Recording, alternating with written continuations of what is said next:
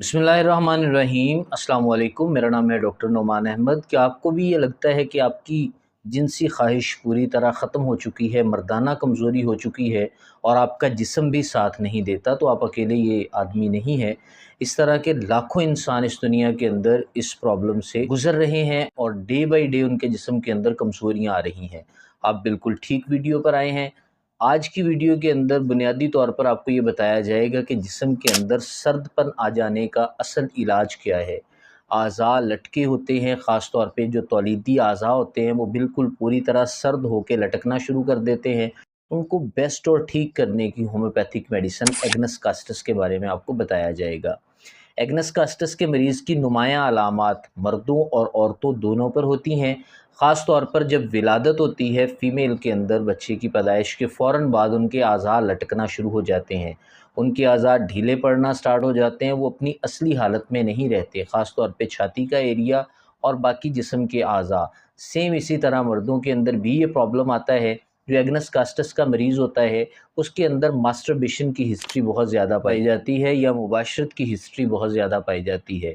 Agnus castus का मरीज़ जवानी के अंदर गलत कार्यों की वजह से अपने जिनसी अज़ा के अंदर ताकत को बहुत कम महसूस करता है। मास्टरबेशन की वजह से अज़ा इतने कमज़ोर हो जाते हैं कि उसका जिस्म भी लागरी की तरफ चला जाता है। अज़ा लटके हुए और मुकम्मल तौर पे सर्द हो जाते हैं। ऐसे तमाम मामलात के केसेस में आपको एग्नस कास्टस को ज़रूर देखना चाहिए।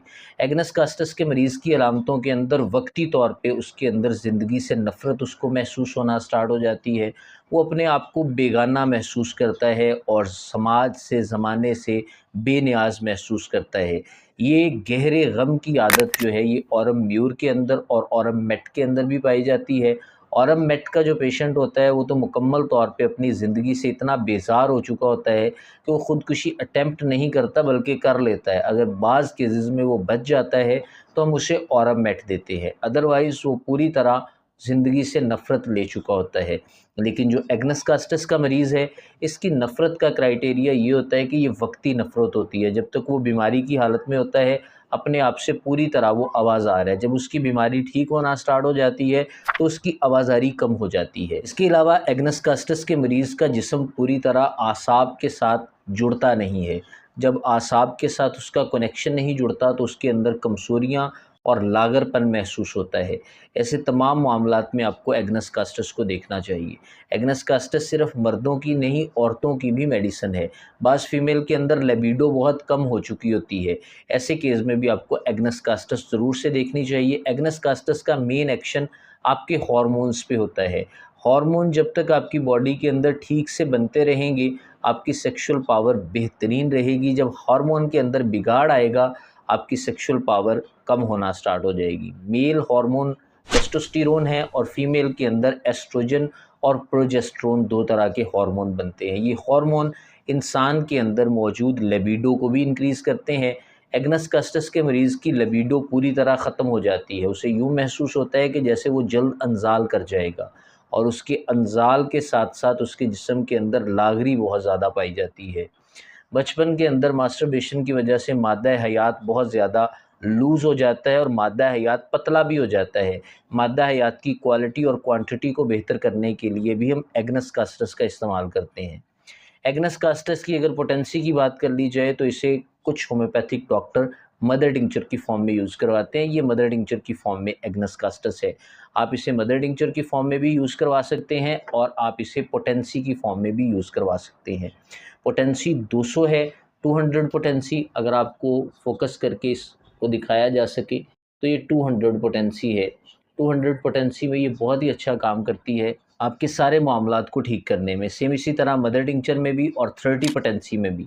जिस पोटेंसी में भी यूज़ करवाना पड़ता है, ये पेशेंट की अलामतों को मद्देनज़र रखते हुए हम मेडिसिन की क्राइटेरिया को देखते हैं और फिर अलामतों को देखकर इसे यूज़ करवाते हैं। रिसेंटली मेरे पास एक पेशेंट आते हैं तो उन्होंने अपनी सारी हिस्ट्री मुझे बताई। उन्होंने 4 शादियाँ की, हर शादी में मुख्तलिफ़ तरह से उन्होंने बताया कि इतने फ़लाँ में से, इतने फ़लाँ में से, इतने फ़लाँ में से।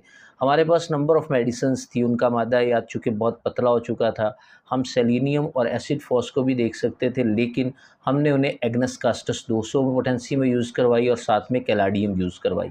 कैलाडियम यूज़ करवाने का मकसद उनके प्रोस्टेट के इश्यूज़ थे और प्रोस्टेट के साथ साथ ان کے جسم کے اندر کمزوری بہت زیادہ آ چکی تھی۔ اس کے علاوہ ہم نے ساتھ میں انہیں ایگنس کاسٹس یوز کروائی، ان کی جنسی خواہش بھی دب چکی تھی اور ساتھ میں انہیں جلدی انزال کا پرابلم بھی رہتا تھا۔ ہمارے ذہن میں ٹائٹینیم میٹ بھی تھی اور سٹینم بھی تھی، دونوں میڈیسنز کا بہت اچھا کام ہوتا ہے، لیکن ہم نے ان کے لیے ایگنس کاسٹس کو چنا، اسے روٹ میڈیسن کا نام دیا یا کانسٹیٹیوشنل دوا کا نام دیا۔ ہمیں ہفتہ 10 دن یوز کروانے سے بہت اچھے نتائج ملے اور ہمیں یہ پتہ چلا کہ اس پیشنٹ کی ایگنس کاسٹس ہی بہترین میڈیسن تھی۔ جب آپ علامتوں کے مطابق کسی بھی دوا کا انتخاب کرتے ہیں تو وہ پن پوائنٹ آپ کے جا کے باڈی سمٹمز کے مطابق میچ ہونے کے بعد ایکشن کرتی ہے۔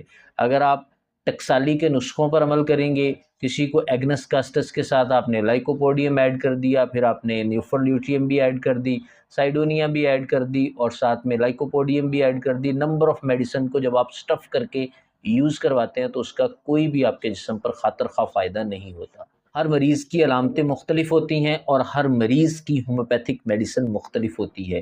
ہمارے کلینک کے اندر جب بھی کوئی پیشنٹ آتا ہے تو ہم سب سے پہلے اس کی کانسٹیٹیوشنل میڈیسن کی بات کرتے ہیں، پھر ہم اس کی سپورٹیو میڈیسن کی بات کرتے ہیں اور لاسٹ میں ہمارے پاس میازمیٹک میڈیسن ہوتی ہے۔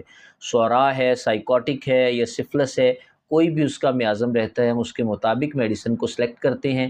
روٹ میڈیسن کے ساتھ، کانسٹیٹیوشنل میڈیسن کے ساتھ جب سپورٹیو دوائیوں کو ملا کر یوز کروایا جاتا ہے، بہت ہی شاندار نتائج ملتے ہیں۔